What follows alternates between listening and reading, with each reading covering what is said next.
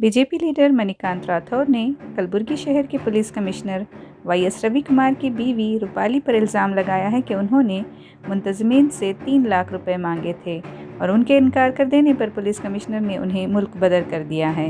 दरअसल 30 सितंबर को Kalaburagi police commissioner की अहलिया रूपाली की तरफ से डांडिया रक्स का एक प्रोग्राम मुनक़्क़द किया गया था।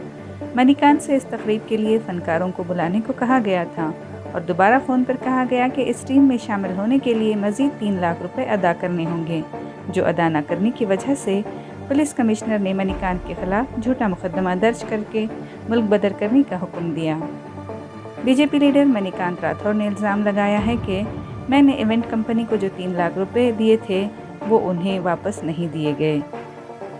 इधर Kalaburagi police commissioner Y S Ravi Kumar ने इस इल्ज़ाम की तरदीद की है, लेकिन ये बात भी कही है कि डांडिया प्रोग्राम उनकी बीवी रूपाली ने ही मुनक़्क़द किया था। इसके लिए उन्हें कई लोगों से स्पॉन्सरशिप भी मिली थी और रूपाली ने मणिकांत राठौर को फ़ोन करके मदद की दरख्वास्त ज़रूर की होगी और ये सरासर झूठ है कि उन पर पैसों के लिए दबाव डाला गया हो। इनकी तरफ से दी गई ऑडियो में कहीं भी दबाव का जिक्र नहीं है। मणिकांत राठौर पर पहले ही यादगीर में राउडी शीटर मुकदमा दर्ज है और उनके खिलाफ 30 के करीब मुकदमात दर्ज हैं, इसलिए उन्हें मुल्क बदर करने का हुक्म दिया गया है। पुलिस कमिश्नर ने मजीद कहा कि मणिकांत अपनी तशहीर के लिए झूठा इल्ज़ाम लगा रहे हैं। ಮತ್ತೊಂದು ಈ ರೂಪಾಲಿ ಮೇಡಮ್ ಬಗ್ಗೆ ನಾನು ಹೇಳಕ್ಕೆ ಇಷ್ಟಪಡ್ತೀನಿ. ರೂಪಾಲಿ ಮೇಡಮು ಒಂದು ಫಂಕ್ಷನ್ ಮಾಡಿದ್ರು ರೀ, ತಮ್ಮೆಲ್ಲರ ಗಮನಕ್ಕಿರ್ಬೋದು.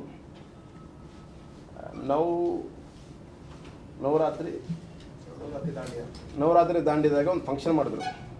ಆ ಫಂಕ್ಷನ್ನ ಆರ್ಗನೈಸ್ ಮಾಡಿದ್ದು ಅವರು. ರೊಕ್ಕ ಕೇಳ್ತಾರೆ ನಮ್ಗೆ. 30ನೇ ತಾರೀಕು ನನ್ನ ಸಣ್ಣ ಫೋನ್ ಕೊಡು. ಕಮಿಷನರ್ ಮಿಸ್ಸಸ್ ಅವರು ನಮಗೆ ರೊಕ್ಕದ ಡಿಮಾಂಡ್ ಮಾಡ್ತಾರೆ. 30 ತಾರೀಕು ಅವತ್ತಿನ ದಿವಸನೇ ನಂದು ಆದೇಶ ನೀಡಿದ್ದು, ಮಣಿಕಂಠ ರಾಠೋಡ್ಗೆ ತಡಿಪಾಡು ಮಾರಲಾಗಿರೋದು ಅಂಥೇಳಿ ಅವತ್ತೇ ನಾವು ನಮ್ಗೆ ಇದು ಕೊಟ್ಟಿದ್ದು. ಆ ಡೇಟ್ ಪ್ರಕಾರ ಆ ಮೇಡಮ್ ಅವತ್ತೇ ನನಗೆ ಫೋನ್ ಮಾಡಿ ಟಾರ್ಚರ್ ಮಾಡಿ ರೊಕ್ಕ ಕೇಳಿದ್ರು. ಏನು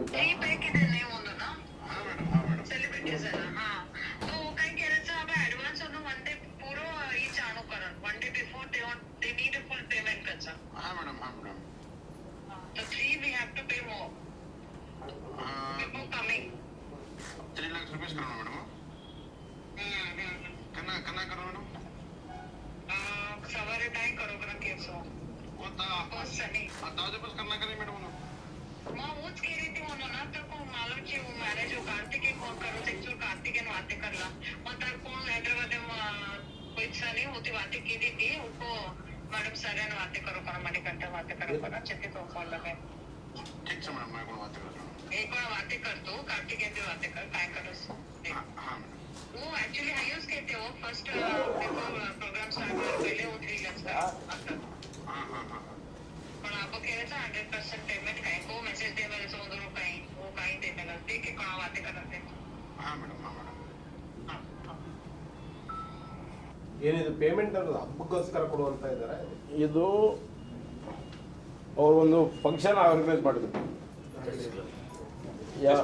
ಜಸ್ಟ್ ಕ್ಲಬ್ಬಲ್ಲಿ ಒಂದು ಫಂಕ್ಷನ್ ಅರೇಂಜ್ ಮಾಡಿದ್ರು. ಆ ಫಂಕ್ಷನಲ್ಲಿ ಇವರು ಹೇಳ್ತಾರೆ ನಮಗೆ ಸಿಂಗರ್ಸ್ ತರಿಸಿಕೊಡಿ, ನಮಗೆ ಸಿಂಗರ್ಸ್ ಬೇಕು, ಸಿಂಗರ್ಸ್ ಆರ್ಗನೈಸ್ ಮಾಡಿ ಕೊಡ್ರಿ ಅಂಥೇಳಿ ಸಿಂಗರ್ಸ್ಗೆ ಅಪಾಯಿಂಟ್ ಮಾಡಿ ಕೊಡು ಅಂತೇಳಿ ನನಗೆ ಇವರು ಆರ್ಡರ್ ಮಾಡ್ತಾರೆ. ಆರ್ಡರ್ ಮಾಡಿದ್ರೆ ನಾನೇನು ಕನ್ಸಲ್ಟೆನ್ಸಿ ಕೆಲಸ ನಾನು ಫ್ರೀದಾಗ ನಮಗೆಲ್ಲ ಪರಿಚಯ ಇದ್ದಾರೆ, ನಮ್ಮ ಫ್ರೆಂಡ್ ಸರ್ಕಲ್ ಇದೆ. ಯಾಕಾಗಲ್ಲಕ್ಕಂತ ಹೇಳಿ ನಾನು ಈವೆಂಟ್ಸ್ದವ್ರಿಗೆ ಅವರಿಗೆ ನಾನು ಮ್ಯಾರೇಜ್ ಮಾಡಿ ಕೊಟ್ಬಿಟ್ಟೆ. ಮ್ಯಾರೇಜ್ ಮಾಡಿ ಕೊಟ್ಟದ ಮೇಲೆ 3 ಲಕ್ಷ ರೂಪಾಯಿ ಬಾಂಬೆದಲ್ಲಿ ಕೇಳಿದ್ರು.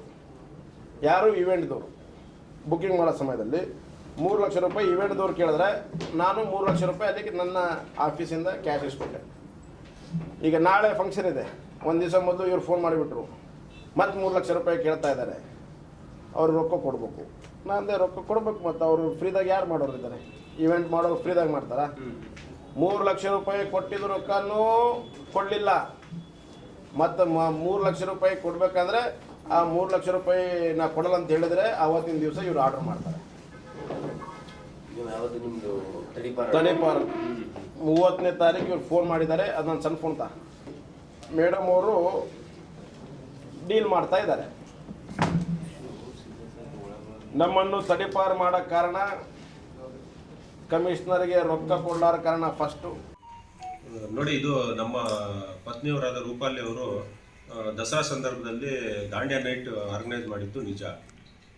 ಅದಕ್ಕೆ ಒಂದು ತಿಂಗಳು ಮುಂಚೆಯಿಂದನೇ ಅವರು ತಯಾರಿಗಳನ್ನು ನಡೆಸ್ತಾ ಇದ್ರು, ಅದು ಸಹ ನಿಜ.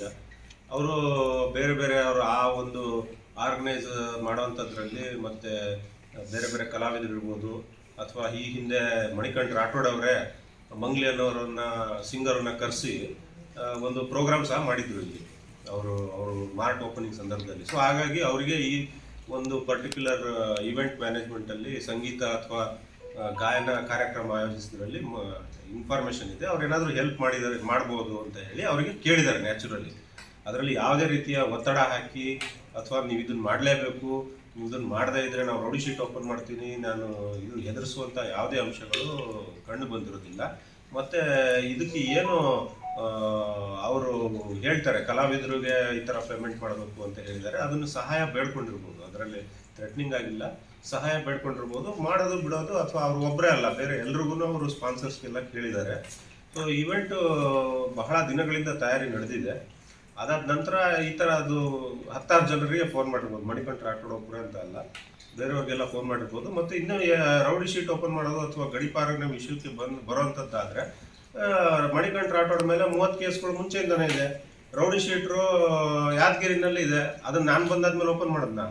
ಯಾದಗಿರಿನಲ್ಲಿ ಒಂದು ಮುಂಚೆನೇ ಇದೆ, ಒಂದು ರೌಡಿ ಶೀಟ್ರು 307 ಕೇಸ್ ಇದೆ ಯಾದಗಿರಿನಲ್ಲಿ, ಅದೆಲ್ಲ ನಾವು ಮಾಡಿ ಬಂದಿದ್ದಲ್ಲ. 30 ಕೇಸ್ಗಳು ನಾನು ಆಗಿದ್ದಕ್ಕಿಂತ ಮುಂಚೆ ಕೇಸ್ಗಳೇ ಇದ್ದಾವೆ. ಅದಾದ ನಂತರ ಇಲ್ಲಿರೋ ಎಲ್ಲ DSS ಲೀಡರ್ಸ್ಗಳು ಅವನನ್ನು ಗಡಿಪಾರು ಮಾಡಬೇಕು ಅಂತ ಅವನಿಗೆ ನಿಮ್ಮ ಮಾಧ್ಯಮದವ್ರ ಮುಂದೆನೇ ಹೇಳಿದ್ದಾರೆ. ಸೊ ಅವನು ಈ ಒಂದೇ ವಿಷಯಕ್ಕೋಸ್ಕರ ಈ ಥರ ಮಾತಾಡಿದ್ರು ಅಂತ ಹೇಳ್ಬಿಟ್ಟು ಸುಮ್ಮನೆ ಏನೋ ಒಂದು ಪ್ರಚಾರ ಪಡ್ಕೊಳ್ಳೋದಕ್ಕೋಸ್ಕರ ಈ ಅಲಿಗೇಷನ್ ಮಾಡ್ತಾ ಇದ್ದಾನೆ. ಇದು ಶುದ್ಧ ಸುಳ್ಳಾಗಿದೆ.